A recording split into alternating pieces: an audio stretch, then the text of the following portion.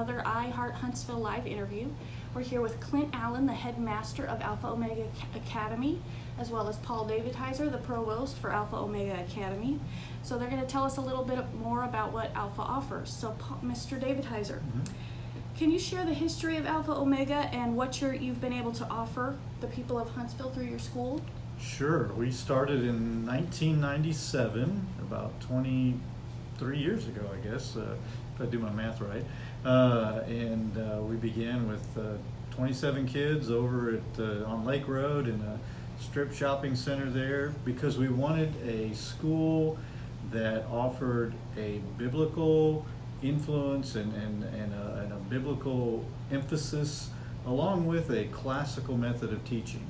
And so we started, and I couldn't believe it. Parents actually brought their kids and dropped them off, and it continued to grow. And we were around town in a couple of different locations, and finally bought some property here on Highway 30 and began expanding. And now we have 500 students and about 45 teachers, and we offer an alternative and an education that not everyone wants, but it's a great opportunity to learn classically and to learn biblically, and that's what we try to do in a nutshell. Do you want me to embellish that more? Or? Sure. Okay.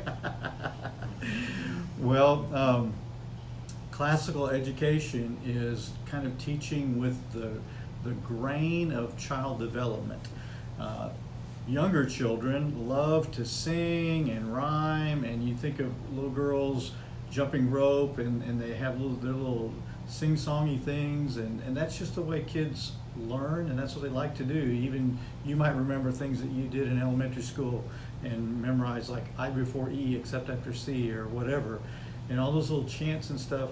So classical education says little children, which we call the grammar stage, that's kind of how they learn. That's what they like to do. So let's teach them that way.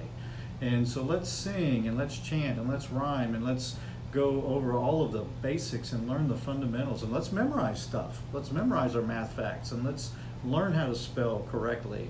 And let's focus on handwriting, because neatness counts. It really does.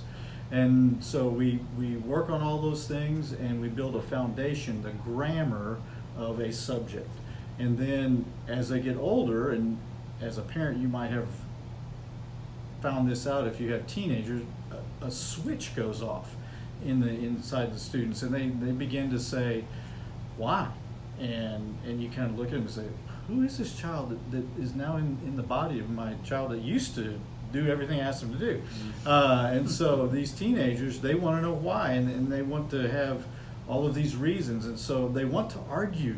That's what they like to do. They want to be right. They want to call you out when you're not right, and that's just a part of their development. So let's teach them that. Let's use debates, and let's use discussions, and let's use interaction. We call that the logic stage. And so we use those types of techniques in the classroom and try to teach them with the grain. And then in high school, kids are all about how they look, and how they present themselves. It's all presentation and how everybody thinks they look. So let's use that whole presentation and that idea of how am I presenting myself to help them learn. And we actually will teach them how to write articulately and logically and beautifully, and how to present themselves beautifully in when they stand up in front of people, and they have opportunities to do that. A lot of discussion, a lot of presentations in class, which culminates with the senior year, where they do a research paper and actually pick a topic that's kind of controversial, that they have to choose a side, and they have to defend the side that they pick, and persuade others, which is rhetoric. That's the rhetoric phase of the classical education. They have to persuade and persuasively present that idea, and stand in front of their peers and the faculty, and actually take questions, cold turkey questions, about their topic and answer those. And that's kind of the capstone of the classical experience here at Alpha Omega.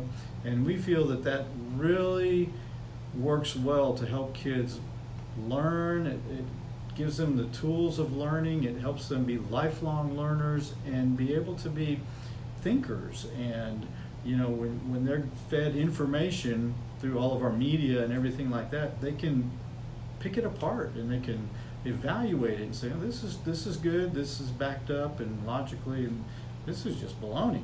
And that's what we want them to do. We want them to be able to be thinkers. And so we set out to have a school like that, and we feel like the kids are learning and growing, and we're excited, and it's just been a neat adventure.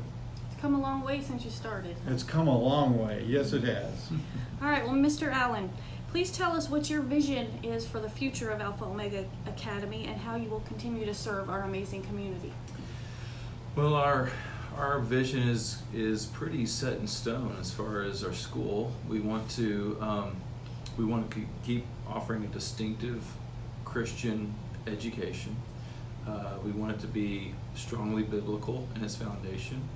We want to keep exposing our kids to deep things about God and deep things about His truth and His Word through not just our Bible classes and things that we offer in that way, theology classes or whatnot, but also in all of our subjects that we teach. And so that's the tried and true vision of Alpha Omega. And then the second part of the vision is to be distinctly classical, like Mr. Davidhizar said, to continue to push our kids to be eloquent, to be winsome, to be articulate, to be persuasive. But we don't want to do that separate apart from a biblical worldview. We want those two to come together.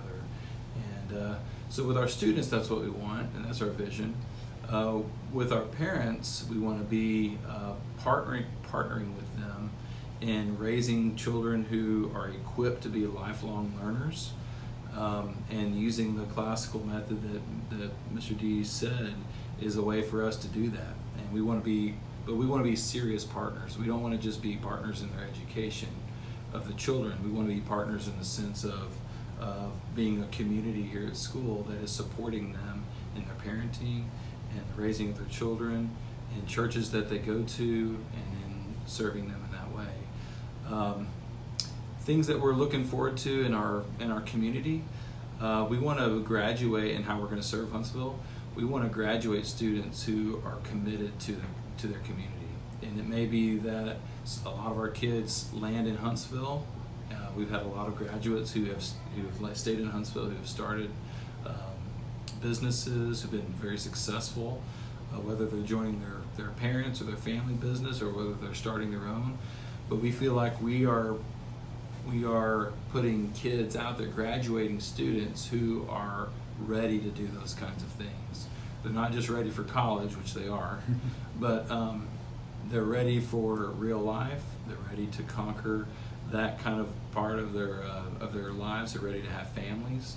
They're ready to be in the mission field, but they're also ready to be in business and be in the medical field or whatever God has ordained for them to be a part of. And so those are some things that we want for our school family, and I think that we can provide Huntsville with that kind of product, so to speak, with our students and how we graduate them. So.